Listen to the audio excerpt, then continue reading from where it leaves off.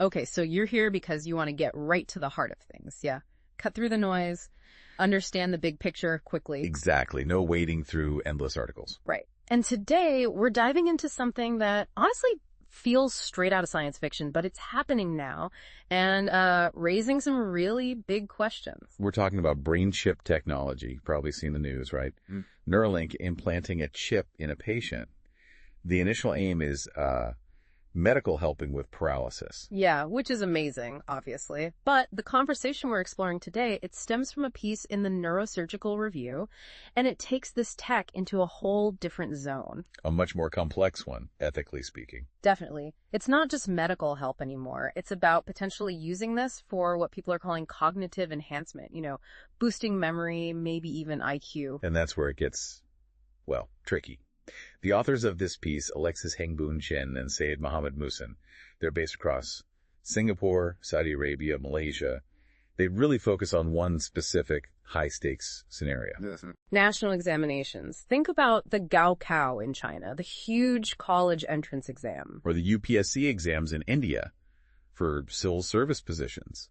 These aren't just tests. They can literally set the course for someone's entire life. Huge pressure. Yeah, absolutely immense pressure. Years of preparation, family sacrifices, the whole deal. So these authors ask, what happens if these brain chips could actually sharpen memory, boost cognition significantly? And what if students started using them to get an edge in those exams? It sounds maybe a bit out there right now, but the potential is on the horizon. And it forces us to think, really think, about what that means for fairness, for merit, for how those systems even work. And to really get why this is such a big deal, you need to understand the cultural weight of these exams, particularly in East Asia, places with that Confucian heritage, China, South Korea, Vietnam. They have deep roots, don't they? Yeah, they're not just a modern thing. That kind of evolved from the old Chinese imperial exams, the Kiju system. That system was around for, over 1,000 years? Trying to pick officials based on merit, at least theoretically. Right. And that history means academic success is just incredibly highly valued. Families invest so much intense tutoring, moving house for school districts. You hear about tiger parenting, right? That intense focus on academic achievement. It's all part of this picture. Exactly. So picture that intense environment, and then you introduce this potential magic solution, implantable chip promising better grades, better scores. You can see the appeal. Oh, absolutely. Yeah. The authors make a strong point. In that kind of pressure cooker, many students, many parents would likely be very interested, maybe willing to pay a lot for it. Which leads straight to the fairness problem. Because this tech, like all cutting-edge stuff, it's going to be expensive at first, isn't it? Almost certainly. Think about early mobile phones, luxuries. Right. These companies have huge R&D costs to recover, plus patents, plus just high demand in the beginning. So the key ethical question becomes, does this create a massive unfair advantage? If only the wealthy can afford this cognitive boost for these crucial exams? Are we basically saying success now depends partly on how much money your family has to buy the upgrade, not just hard work or natural talent? It's a really stark possibility.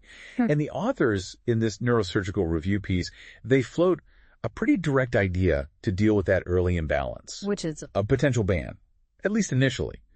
They suggest actually banning cognitive or memory-enhancing implants specifically for candidates taking these major national exams. Okay, so hold off until it's cheaper. That seems to be the thinking. The argument is, basically, let's keep the playing field level, or as level as possible, until the technology becomes much more widely accessible and affordable. Otherwise, the advantage for the rich is just too big, too unfair. It makes sense when you think about their analogy to sports, like performance-enhancing drugs. Right, like steroids in the Olympics or pro sports. Athletes start with different natural gifts, different resources, sure. Yeah, training, diet, all that varies. But there are rules against artificial enhancements that fundamentally change the game. Steroids are banned to ensure fair play. So the argument is that brain chips for exams would be like cognitive steroids. Essentially, yes. If people combine unfair cognitive edge, it kind of corrodes the whole idea of meritocracy these exams are supposed to uphold. And potentially public trust, too, right? Trust in how people get into top universities or government jobs. Exactly. That trust is critical for those institutions. And the worries go beyond just the exams themselves. The authors talk about broader societal effects. like making inequality worse. Yeah, if only the wealthy can get these enhancements, it could just widen the gap between the haves and have-nots even further.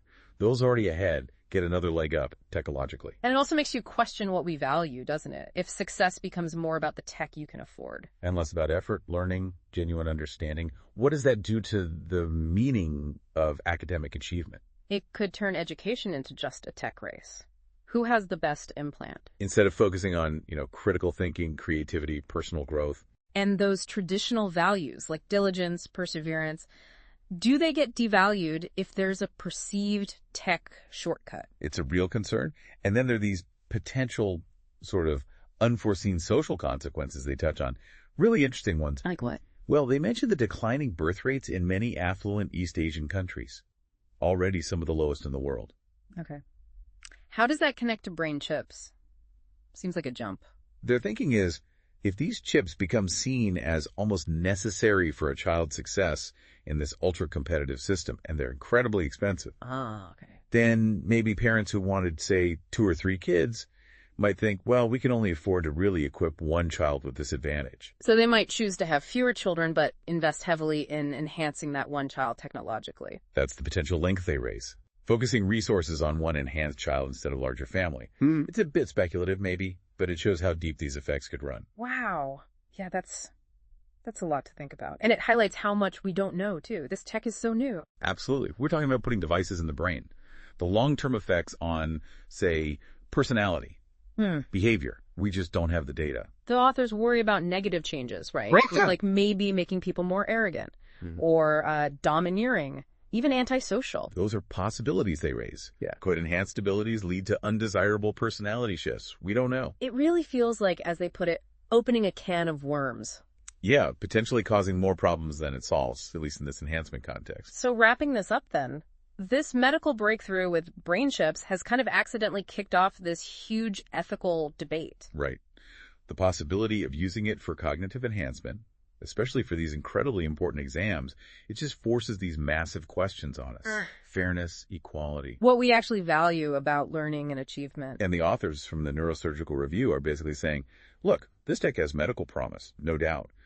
But using it to enhance cognition for exams, we need to be incredibly careful. Because it could fundamentally change education, change the idea of meritocracy, and maybe not for the better. It could embed unfairness even deeper. Yeah, and create all sorts of societal ripples we haven't even thought of yet. So the big takeaway, the question for all of us as this tech develops, is how do we balance it? How do we balance the potential for, human enhancement with the need to keep things fair?